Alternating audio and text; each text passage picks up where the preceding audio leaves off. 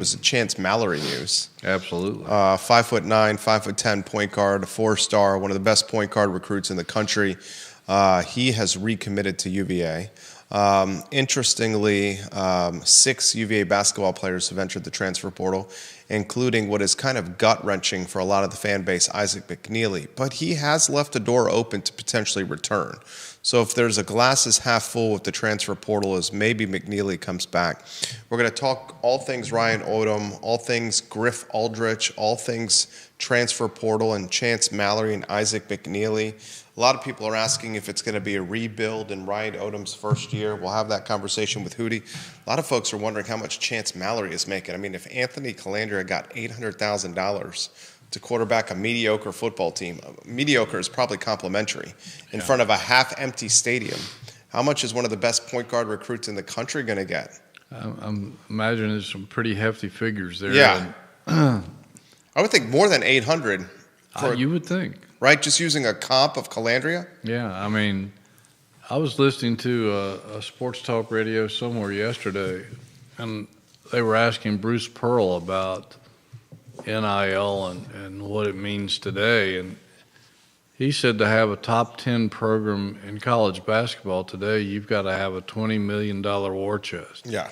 Well, they're capping it for this coming season at what?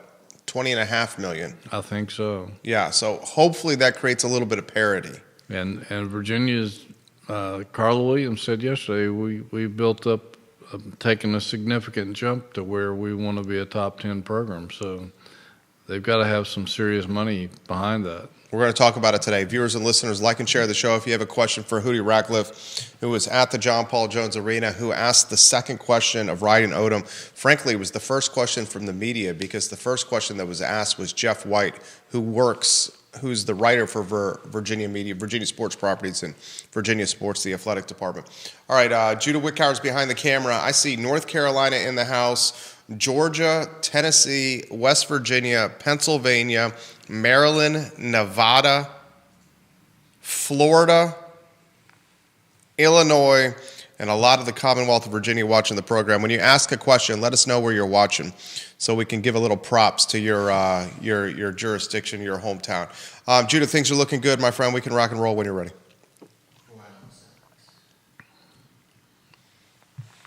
Got a lot of people watching here. Good God. It's like we just hired a new coach.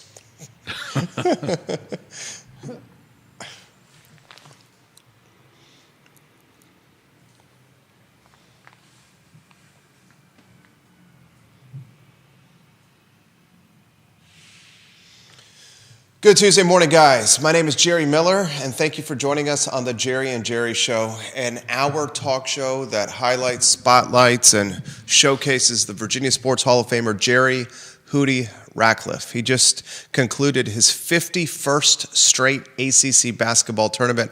His website, jerryratcliffe.com, is exploding with web traffic, and that usually happens when you officially hire a new head basketball coach, and that's what happened at the John Paul Jones Arena, a press conference that kind of, dotted the I's and crossed the T's, if you may. Ryan Odom slips and slides down Interstate 64. He comes to Charlottesville, and in a sharp suit, ladies and gentlemen, wearing a UVA tie with the creme de la creme of Virginia basketball in attendance, Ryan Odom just absolutely, I think, hit a grand slam with his press conference.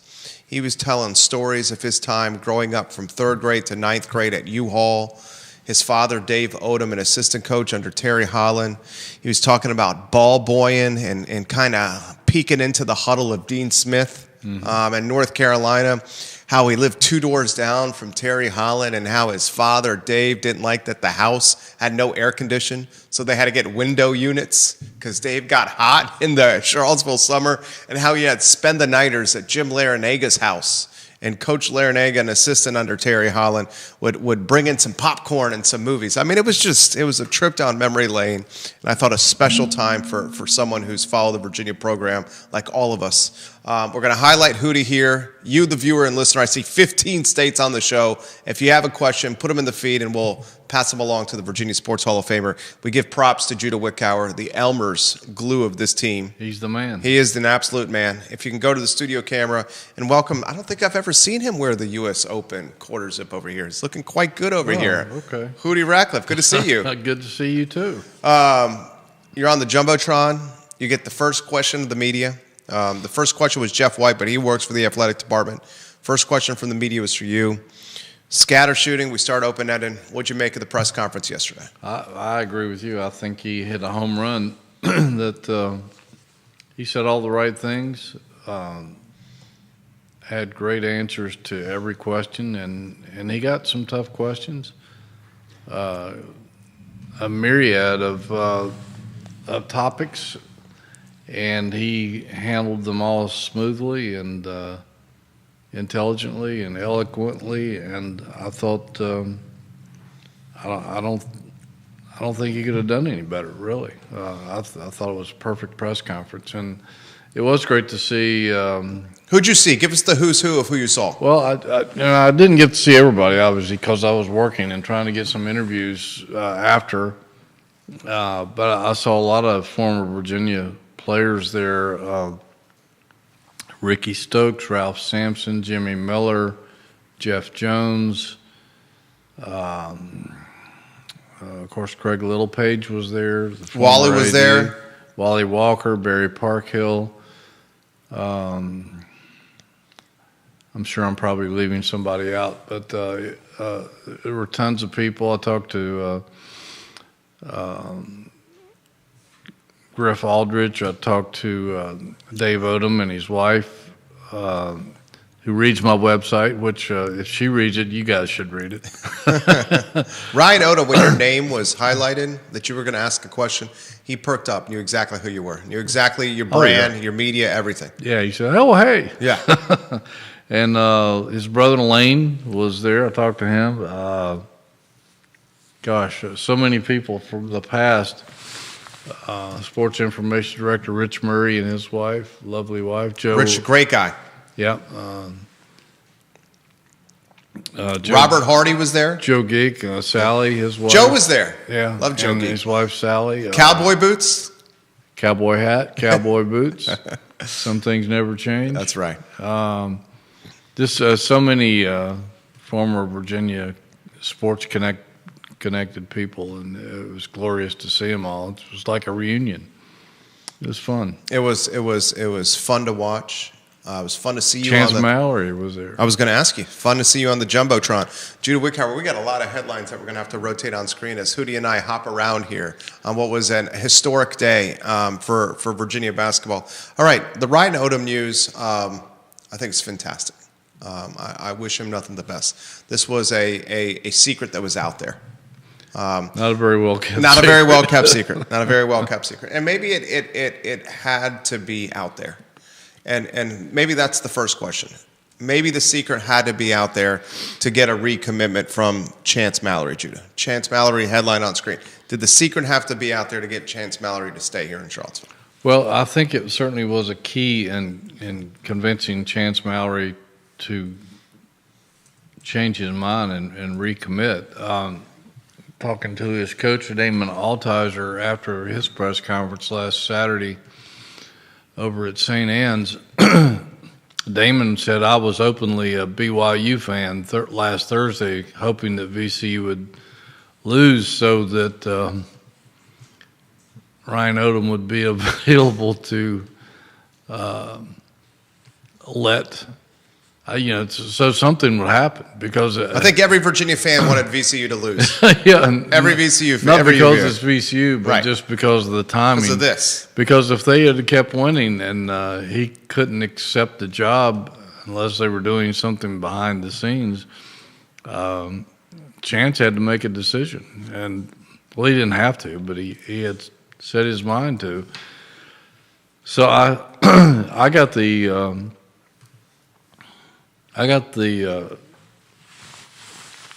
idea from Damon that had that drug on that, and Chance didn't know who the coach was going to be. He might have gone elsewhere, even though he didn't want to go elsewhere. Right, he wanted to stay in Charlottesville. A couple interesting things came from the Chance Mallory commitment.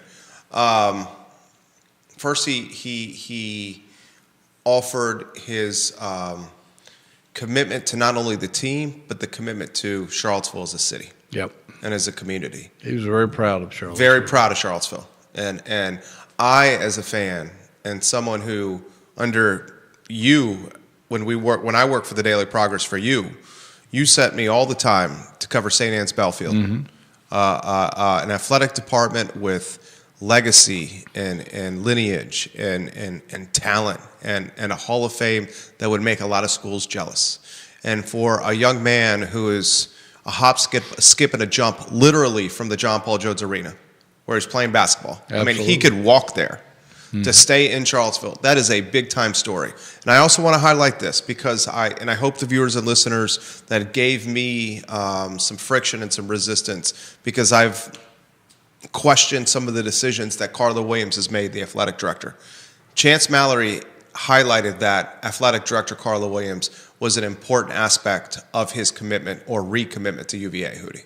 Yeah, you give her props for keeping him at bay and trying to keep him interested in the program. She did an excellent job with that, and I'm not afraid to say that.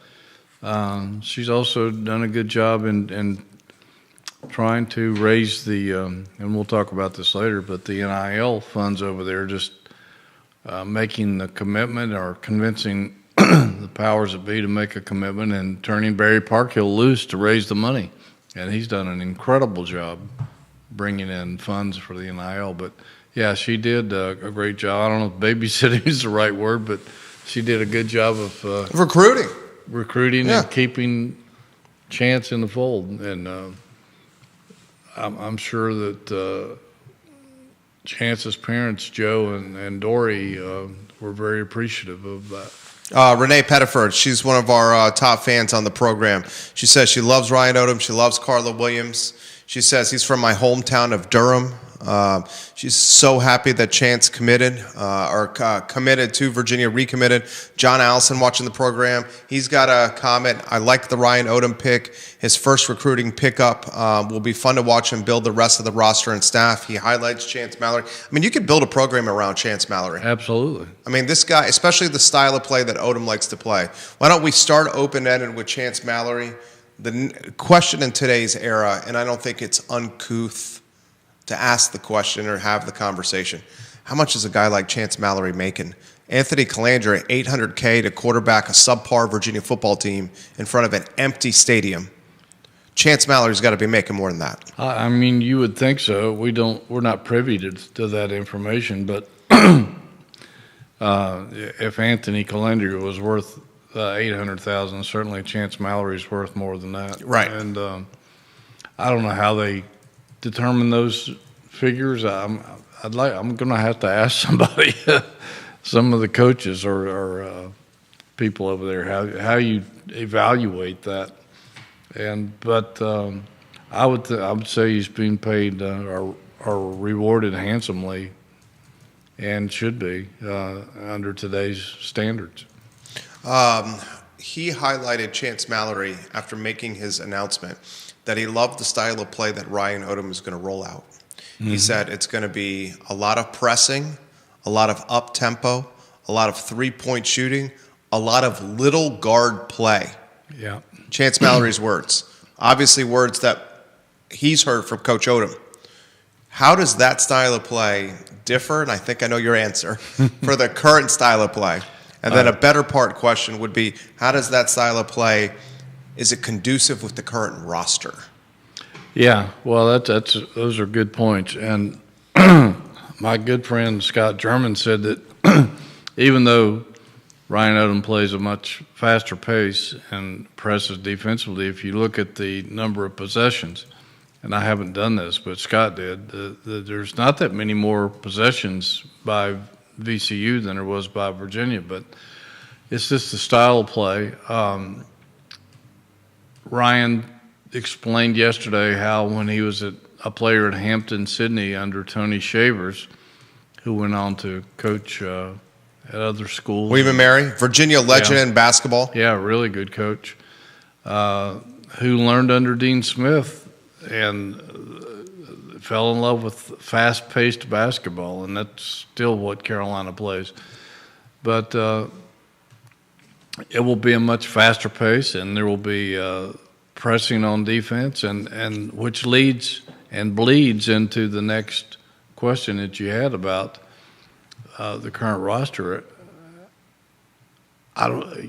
You have to ask if some of these guys can play that style of basketball.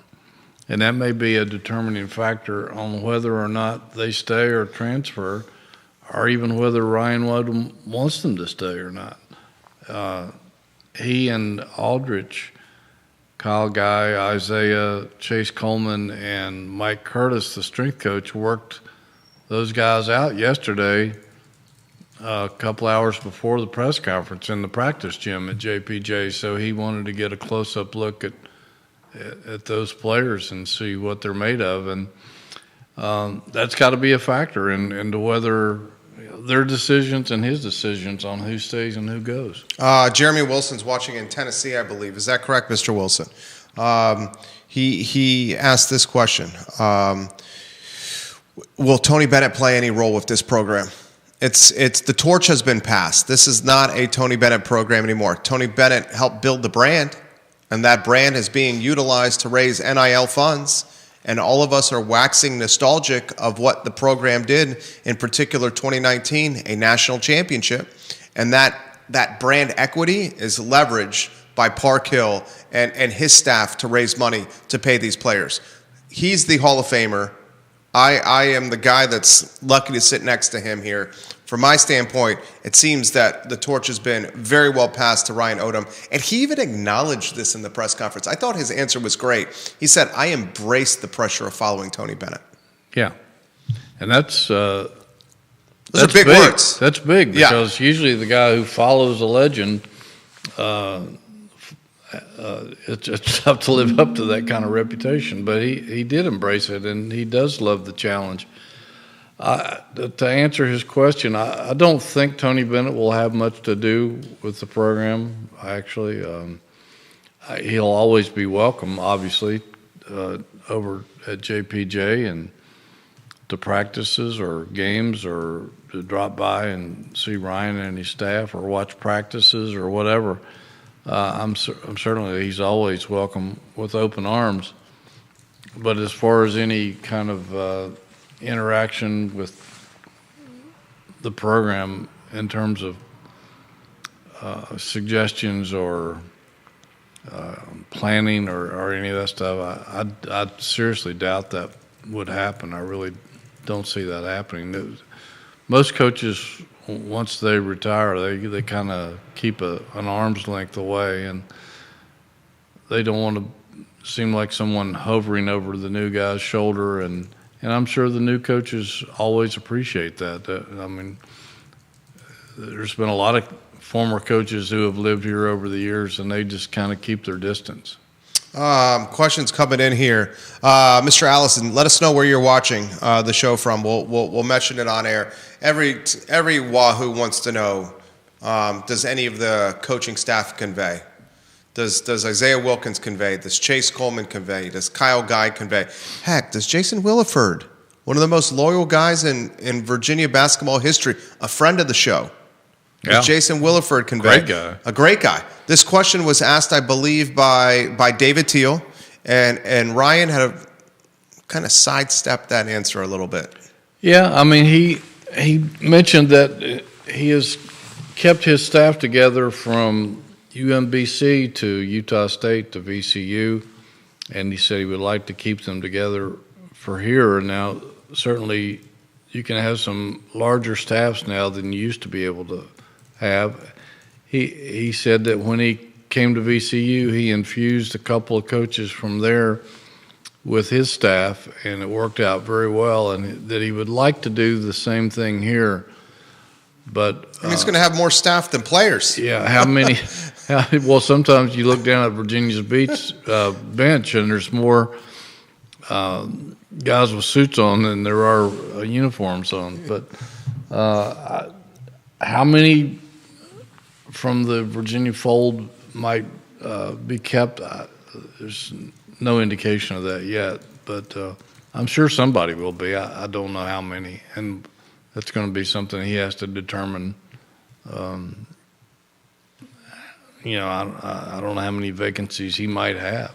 The transfer portal is red hot, and it's tough. It's over 500 in the very first day. It's bananas right now, and more coming. This is just the first wave, the portal of folks that want to be kind of knocking on the door first. But the portal, as it's open, only gets more people into the pool, if you may. For Virginia basketball, you got 6 guys. Blake Buchanan and Day-Day Ames last week. Yesterday, 4 more jumped into the portal swimming pool. And the one that's stinging the fan base the most is Isaac McNeely. Now, he has left a back door to return to UVA. We'll get to that here. But we got Blake Buchanan, Day-Day Ames, Isaac McNeely, Andrew Rohde, TJ Power, Anthony Robinson. I love Anthony Robinson. Sees so much upside with an NBA body with Anthony Robinson. I mean, that's a man playing college basketball right there. 6 guys in the portal. Open-ended question to start. Where do you want to go, Hootie? Well, Ryan Odom has to recruit all over again to try to retain who he would like to keep off of that roster. And he may be perfectly fine with some of these guys. Some of these guys leaving because, again, whether or not they fit his style of play. He mentioned yesterday it's hard to play 30 minutes of basketball in his constantly moving, fast-paced offense and defense. Some of these guys might not be able to do that. You know what's really interesting in the portal? Day-Day Ames seems to fit his style of play. Yes, he does.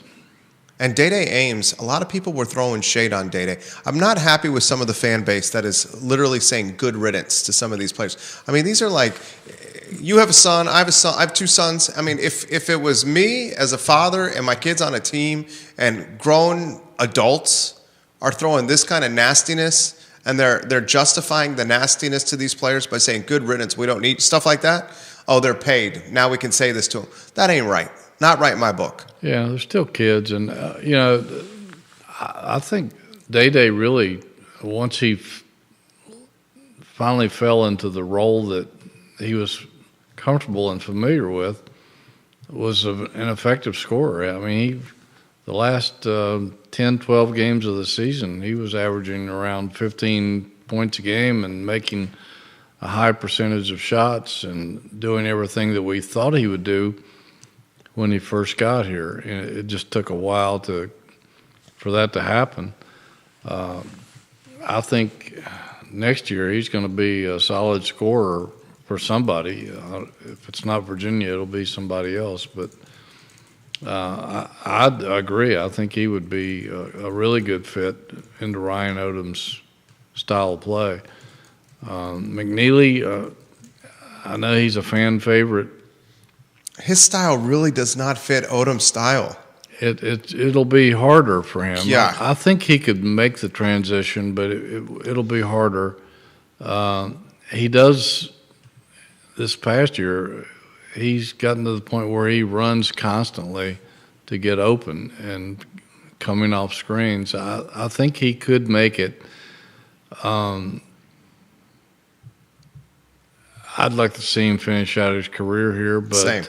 You and I talked about it, I think, on last week's show, or maybe it was 2 weeks ago, that, if he's not going to make it into the NBA, he might decide to go for a big paycheck somewhere. And I can't blame him for that. NIL-wise. Yeah, guys, love to see Isaac McNeely return for his 4th year. Oh, I would too. He's a great kid and from a great family, and I would love to see him return for one more year. Could we fault a young man who has 1 year of college eligibility left to chase a $1 million, $2 million payday? Maybe more than that. Maybe more than that. And Isaac McNeely, who's on a blue blood or a top 10, top 15 program, where he's got a point guard or a slasher that can break and collapse defenses, and he just has to stand behind the arc and shoot threes, open threes. I mean, this guy could be an extremely effective scorer. Well, he's going to have a point guard next year. He'll have a point guard next year. He'll have a freshman point guard. Yeah. Be a freshman point guard in a brand new system with a brand new coach. That's a perfect segue. Is the expectation a rebuild in Ryan Odom's first year? Well, it depends on how many people end up leaving, and it depends on. I mean, it could be a roster rebuild. As you mentioned, there's 6 guys in the portal right now. And all those are pretty much starters, right? Yeah. And then we're hearing scuttlebutt with Kofi. Yeah. Entering the portal. So you could have your top, at least 7 of your top 8 or 9 players gone. Tay Murray's exhausted eligibility. Yeah, for the third year in a row. So it could be another rebuild, but in this day and time, that's not foreign, and I'm sure Odom is well aware of that and well equipped to go out and find the right pieces. There's a lot of people to choose from, and if you've got the war chest that apparently Virginia now has, you can go out and get who you want. We got folks sharing some info from friend of the program, Marty Hutloff. Yeah, Marty's a good guy. Marty's a good guy. Used to work with Marty. And in a recent a report that he has done, he alludes that Guy is coming back, and that Wilkins is coming back, and Curtis is coming back. Would love to see an official announcement from that. We do know that Odom has... All great guys. Yeah. We do know that Odom has kept VCU staff talent in play when he segued over to Richmond. This team is a team that's in transition. Who do you build the program around, and what is the brand identity of this program moving forward? It's not going to be the 5 pillars. It's not going to be a control tempo, win the game in the 50s brand identity. What is the brand identity? Run. I think that's going to be their identity. I think it's going to be fast-paced basketball and in-your-face defense, full court, and it's going to be very physically demanding to be able to do that. You're going to have some depth, I think, to be able to play that style, because I don't know if anybody can play 30 minutes of basketball like that without getting some breathers. But I think that's definitely going to be their identity. And again, it depends on who he's able to keep and and wants to keep. There's probably there might be a few guys on there that he knows that can't play in his system, and he's going to have to go out and get people that can play that brand of basketball and play it well, because he said yesterday, we want to be a top 10 program, and you can't do that without top 10 talent, and that's going to take money, and they've got the money and they've got the know-how. They just got to go out and get them. What do you make, Judah, as we're rotating the Griff Aldrich headline on screen? The Longwood head coach comes to Charlottesville. Griff Aldrich, long-time ties to Ryan Odom, a senior captain at Hampton City under Tony Shaver. Ryan Odom, also a senior captain. Classmates, friends, a guy who has a law degree from Virginia, Griff Aldrich, a guy who went into the private sector for 15, 16 years. Worked as a lawyer, worked as a businessman, recruited out of the private sector by Ryan Odom to go to UMBC with him, where he was in charge of player development. Had tremendous success at UMBC, parlayed that into a head coaching job at Longwood. Now comes to Charlottesville, where he's going to be the associate head coach, Judy. Yeah, I had never met Griff, and talked to him yesterday and was very impressed. And I'll write a little bit about this today on the website. I talked to him about how they interact as coaches, and he said, well, I'm actually a lot of people think I'm the quiet one and that Ryan is the more aggressive guy. He said it's actually the other way around. Ryan has to calm me down sometimes in a good cop, bad cop kind of scenario. So I think he's going to bring a lot more fire than people might expect. But solid basketball coach. He's done a really good job at Longwood, and very smart guy, well put together. I think it's going to be a nice tandem to lead this program. What do you make of the news that was fresh to a lot of people, maybe not fresh to you, but fresh to a lot of people, that Virginia this past season had a general manager not only for the men's basketball team, but also the football team and the women's basketball team.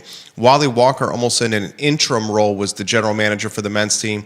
They also had a GM that was kind of like under the radar, off the record for football, women's basketball. What do you make of that? What do you make of the future of the position? Yeah, well, I'm not surprised. I mean, I always kind of considered Wally as sort of an unofficial GM, and he certainly has the background for that. He was a GM for the Seattle Supersonics and the women's WNBA team out there during his time out in Seattle, and had been president of the club at one time. Has a good, solid business background, very successful businessman, knows hoops, knows people, brilliant guy. And I kind of felt like he was in an unofficial capacity with that to begin with. I think we were all surprised that football had a general manager and we didn't know about it, and it wasn't publicized.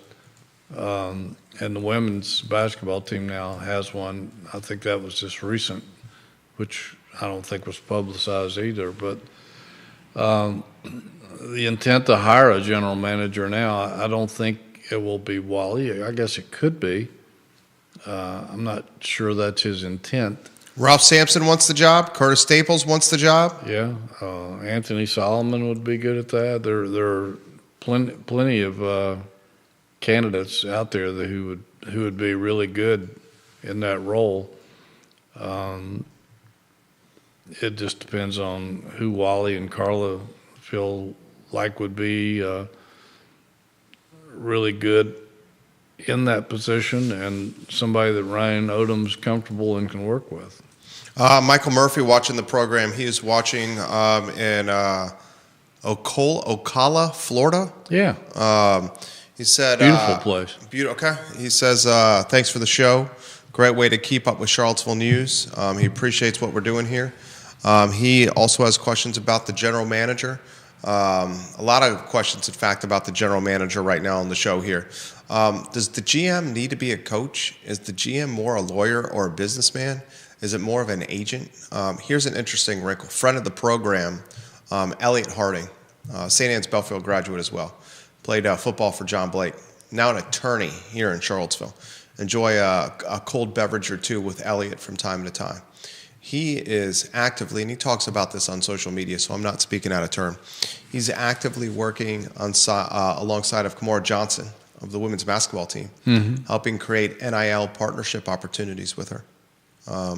So we have this landscape where it's not just a general manager as the gatekeeper for the NIL and the funds that come with it, but he or she is the gatekeeper for helping the transfer portal and interacting with third parties. I mean, with McNeely's announcement to enter the transfer portal, the announcement included a mention of his agent and his agent's firm in the transfer portal announcement.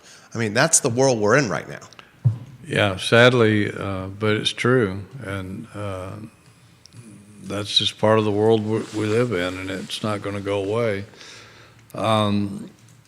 I think the GM in college is a little different than it is in the NBA or the NFL or whatever. They still have to work closely with the coach, and probably closer in college than in professional sports, because they've got to be on the same page, particularly with the NIL stuff. I don't think you necessarily have to have a coaching background, but it probably helps, or at least a great working knowledge of that sport. And but you also have to have the business side of it too. You can't just be all basketball or all football and not have a good business sense. You have to be multifaceted and have to wear a few different caps. I don't know that the general manager in college will have the authority and power that you do in professional sports. I think you're going to be more under the wing of the head coach than you would be in professional sports. So I think the general manager, it seems it's like a in little college, different. is going to be a subordinate of the head basketball coach. I think so. Where in professional sports, in a lot of ways, It's the the general other way manager around. is the boss of the coach. Yeah, absolutely. Yeah, unless it's a very high-profile coach. Right. I agree 100% with you there. Talk NIL, talk war chest, talk budget. Carla Williams references to this. I'll applaud her again. She's done a hell of a job with creating a war chest of money. Yeah, and she said that, I don't know who the discussions were with. I guess the powers that be, and there was a determination made that if Virginia is serious about wanting a top 10 basketball program, then you're going to have to pay for it. And that doesn't come easy. And so some people had to make commitments. And let them know the Bruce Pearl comment that you said earlier in the program. yeah, I heard Bruce Pearl, the Auburn coach, talking on a radio show yesterday that in order to be, in his estimation, in order to be a top 10 basketball program today in college basketball, it requires a $20 million war chest. I don't know how much Virginia has, but Carla told us yesterday that when they decided to do it, she said she told Barry Parkhill, go get it. And he did. And they made a significant, she said, significant jump in the NIL world for basketball. So apparently they're well armed going into this this portal and looking for talent. And Ryan Odom's not afraid. He will go after some really high-quality basketball players. If you want to be a top 10 program, you got to have the talent. What do they need to rebuild this team? You got a point guard here, but it seems like you need a hell of a lot more depth in the backcourt. And it seems like the front court is a front court with Ryan Odom's style of play that is going to be way more athletic, way more leapers and high risers. Yeah. Guys that can prioritize getting baseline to baseline or slashing to the rim as opposed to potential post-up type guys. Where do you want to go with this? Well, you got to have a point guard, and you do. You got to have a rim protector. And if Anthony Robinson is leaving, which we don't know for sure, he is in the portal, you said, they'll have to go out and find one because there's no others on the roster. You got to have shooters. And right now, from the only guys not in the portal, Sharma is the only one, I think, that's a shooter. So those are three key elements you've got to have, and it would be nice to have a defensive stopper like they're accustomed to having with the Bigmans and Ryan Dunns of the world and those type guys. They don't have any of those on the roster even before, so I'm sure those will be things that he's looking for, but you're right, they're going to have to be athletic leapers and people who can straight line drive to the basket and create and score. They're going to have to. I know he's likes the defensive pressure and turning people over and getting easy baskets that way. But you got to have scorers today to be able to compete on that elite level. Absolutely. James Watson We're going to get to his comment. Thank you for watching the program, Mr. Watson. He says, we've talked about this for years, but now that we're evolving on the business side of basketball, the university and the city should really be thinking about hosting a first round of the NCAA tournament. Guaranteed economic blast for the city of Charlottesville and Albemarle County, and we definitely have more hotels now than we used to, including the new Darden Hotel. I love the comment from James Watson. I love the vision from James Watson there of hosting a first round here in Charlottesville, Hootie. Why you could answer this question probably more than anyone. Why has that never happened? Well, the excuse used to be that there weren't enough hotel rooms, and that's certainly not a problem anymore. I guess the number of hotel rooms in this city has probably doubled in the last 8 to 10 years, and so I wouldn't think that would be an issue at all. Shouldn't be any barriers now. You got a 14,000 plus seat arena, public transportation, hotels, restaurants. I don't see anything blocking them from doing it if that's something they would have a desire to do. Marcus Washington, thank you for watching the program. Hugh Haynes, thank you for watching the program. Viewers and listeners, put your comments in the feed. I will relay them live on air. Would love to see the team, the program host guys, a first round of the NCAA tournament. Sadly, I think it's sad. March Madness is now in the Sweet 16. All the teams in the Sweet 16 from the power conferences.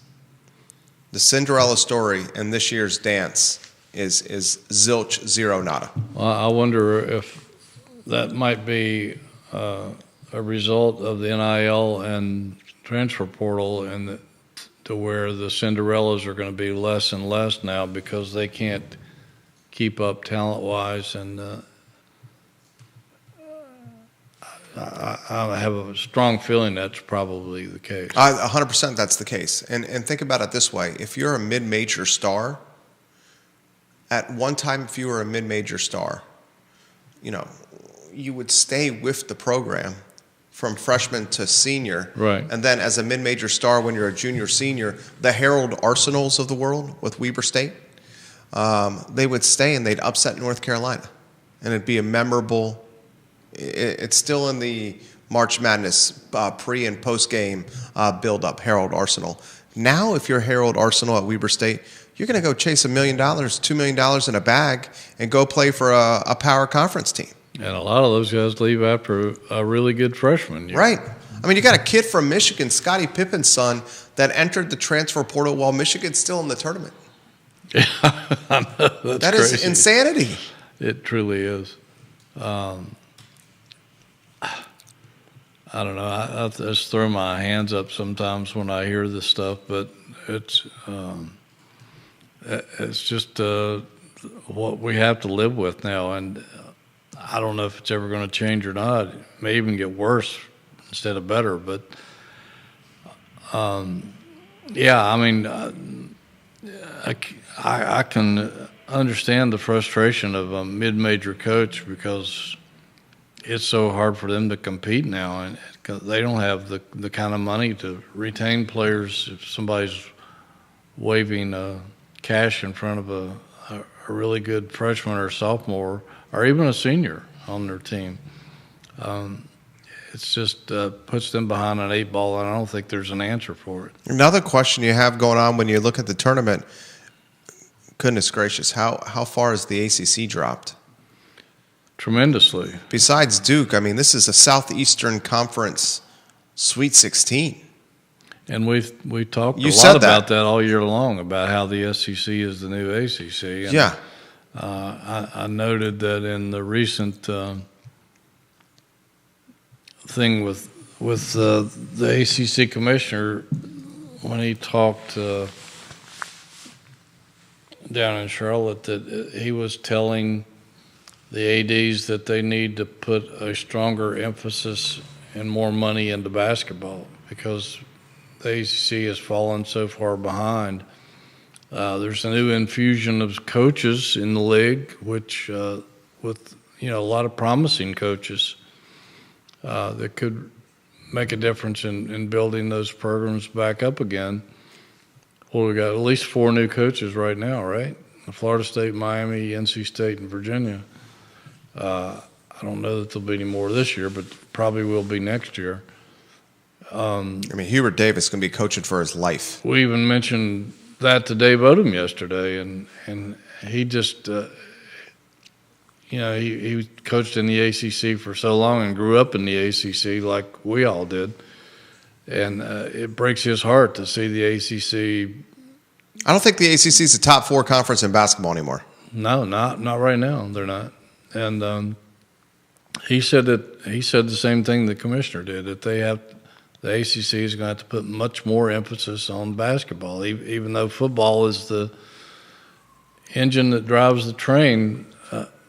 It's a basketball conference. It's known to be a basketball conference, and they're taking some serious back seats now. And they're, they have 4 teams in the NCAA, and they all lost early. And Louisville, Clemson, North Carolina, Duke. Their only hope is that Duke can make some noise, and so they're going to have to pour more money into it, just like Virginia is planning on doing, and hire some really good young coaches to try to turn things around. Southeastern Conference, guys, has 7 teams in the Sweet 16. The most of any conference ever. Which breaks a record set by the Atlantic Coast Conference 9 years ago. Yeah.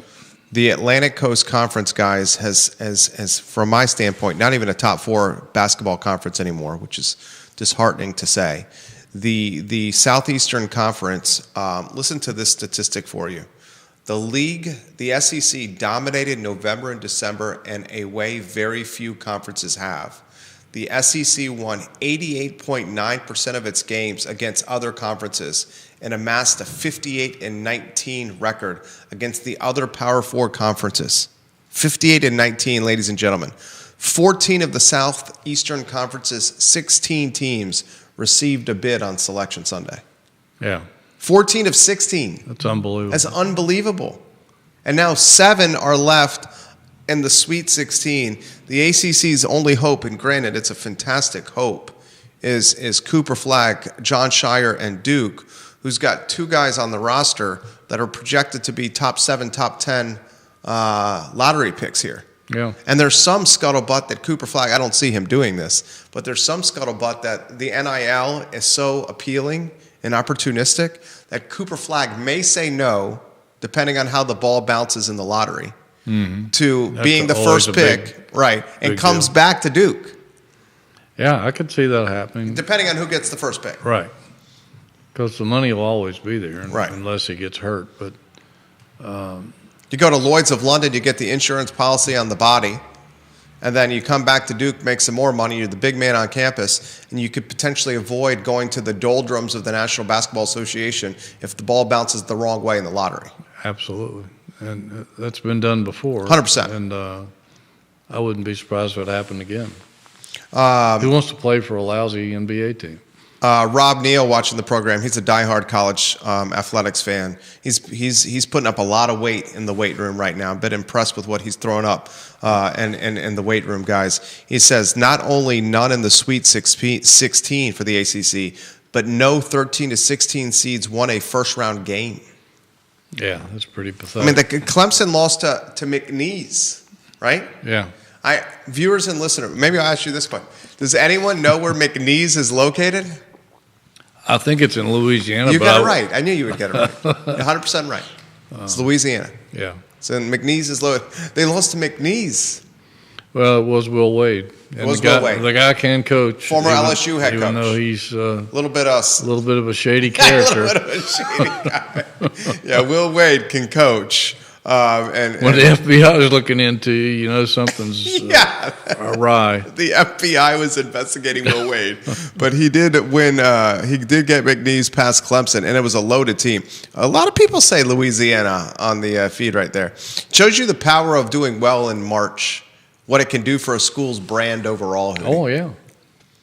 Yeah, well, sports can be a magnet for students. I remember back when George Welsh was here, and they were attracting the sons and daughters, particularly sons, of a lot of famous celebrities and athletes into the football program and into the school. And he said, we're considered what they now call, and this was a long time ago, a hot school, because we're winning in football. We've got big time players, and people want to be part of that. They want to be part of those festivities and excitement. Edward Jenkins, watching on Hootie's Twitter account over here, he says he's live from San Antonio, Texas. And you can go ahead and put the nameplates on screen, the lower thirds for us. It's one city I want to go to that I've never been to. Never been to San Antonio? Never been to San. I've been all over Texas, but never San Antonio. Well, here's, this is, I find, one of the most impressive stats I've heard, that Hootie Ratcliffe has been to 51 straight ACC basketball tournaments. That's impressive. How many states you been to, Hootie? I'm 7 shy of all 50. So you've been to 43 states. Yeah. That's impressive. How many countries? Not that many, really. Just Mexico, Japan, and Canada, if you want to call it the 51st state, and Puerto Rico, which is really a U.S. territory. So I haven't traveled around the world like I'd like to. So being a sports writer, guys, an award-winning sports writer like Hootie takes you all over the country, 43 states. He asked this question, kind of shifting gears. May not have this answer. I don't have this answer. He says, how come the women's basketball program did not play in any postseason tournaments? Were they not invited, or did they turn down invitations? Edward Jenkins in San Antonio. I don't know that. I don't know if they had an opportunity. I know they were talking about a potential NIT bid, but I don't know whatever evolved with that. I'm assuming that they just didn't get a bid. Because I would think that she would have probably taken one had they gotten it, just so that they could get more play for some of the younger players. Yeah, 100%. Get more run. Comments are coming in, guys. We'll get to as many of these as possible. San Antonio is getting a lot of props on the feed here from the viewers and listeners here, not just from Hootie, but from other viewers and listeners. This is coming on the feed here. Is Chance going to be the undisputed face of Virginia basketball? If Isaac McNeely doesn't return, yes, he will be. I'll ask a follow-up question to the commenter's question. Unless they bring in some super stud that we don't know about right now. Even with Isaac McNeely returning, I still think Chance is the face of basketball. He could be because he's a local kid. Yep. And he's got the upside of multiple years in the program, where McNeely's got one left. Yeah.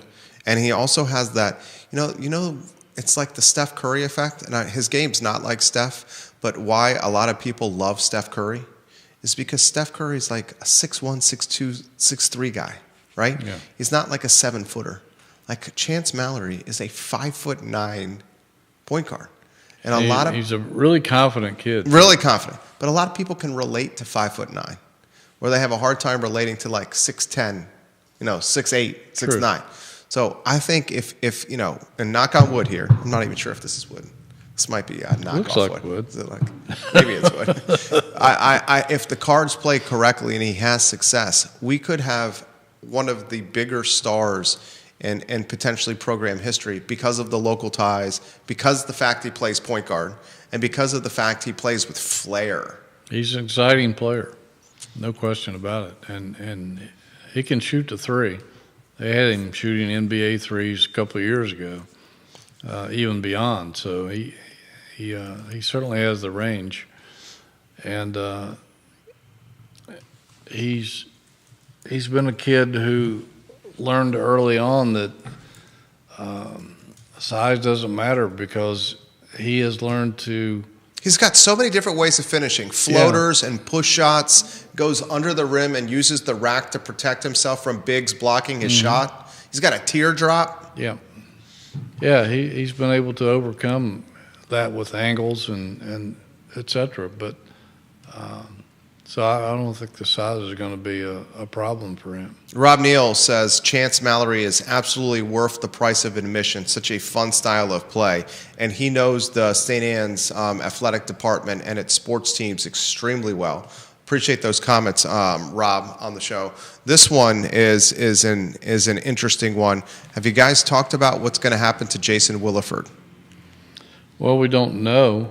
I'm assuming that he's probably not going to be retained, but I don't know that to be a fact. I don't know what kind of discussions may be going on behind the scenes. I don't know if Jason is in pursuit of another job or what. I think his contract was supposed to run out at the end of this year. I may be wrong on that, but I think I read that somewhere. I think Chris Graham discovered that in one of his FOIAs back a few months ago. But we don't know. All that's kind of behind the curtain, and we're not privy to it until something leaks out. A natural follow-up from yours truly, Ron Sanchez's future in basketball. What's it look like? Yeah, well, I imagine, I know from all the trips I've made to the Final Four over the years, they always have the coaches' convention out there, essentially, wherever the Final Four is, and it's a massive job market because guys who don't have a job or are looking for a change show up there and politic with various coaches to see what their possibilities might be. So I imagine, assuming that Jason won't be retained, I imagine. Well, he's been in the game so long, he probably knows a ton of coaches to begin with. He may not even have to go out to wherever the Final Four is, but I imagine a lot of those guys will probably show up at the Final Four and see what might be available. Ron Sanchez and Jason Williford, we again commend them for their loyalty and commitment to the program. Absolutely. Yeah. Coach Sanchez. Both great quality, high quality guys, Absolutely. High character guys, and terrific people. The type of guys that you want your sons and daughters around. Ron Sanchez and Jason Williford. And as a father of two boys, one of the top compliments I could, bestow on anyone is I want my boys around them. And I don't offer that lightly, guys. 1 hour in, an hour flies when you're with the Virginia Sports Hall of Famer. What's in the hopper at jerryratcliffe.com? What should we be reading? What are you working on? I mean, this man's one of the busiest guys in media over here. Give us a glimpse into the schedule of late, Hootie. Well, there's a lot of other stuff going on that I've had to kind of blow off because of the basketball. So we're doing football's been going on. They're heavily into spring practice. Yeah. At some point, I'll start writing some of that. I've done a few interviews that I haven't been able to get to. But Virginia baseball's lost, 4 straight games? Yeah. Again, something that's I've had to put on the burner for now. But immediately today, I'm going to try to finish off these 3 stories left over from yesterday, talking to Jeff Jones about what Virginia's getting and Ryan Odom. Ryan Odom worked for Jeff for a couple of years. He's known him for years. Talked to Griff Aldridge about Ryan Odom, just the family aspect, talking to Dave Odom about Ryan and Ryan's comments about his dad. A couple other stories left over from that press conference and the aftermath of it. And we'll be trying to get into spring football and the other sports as the week goes on. JerryRatcliffe.com, guys. He was at the press conference yesterday. He was at the Jumbotron yesterday. The first media member to have his question delivered or asked. He asked the first question of the media pool to Ryan Odom. ACC Network had Hootie Ratcliffe on screen. All the radio broadcast did. Ryan Odom, pleased to have the question from Jerry Ratcliffe. Speaks to the man's reputation and his character and his trophy case of awards. JerryRatcliffe.com. Judah Wickhauer is behind the camera. Thank you, Judah, for directing and producing the show. The I Love CVille show is up at 12:30 p.m., and we encourage every viewer and listener from 15 states on today's show. We appreciate you guys. Yeah, Wahoo's far and wide to read jerryratcliffe.com. So long, everybody, and thank you for joining us.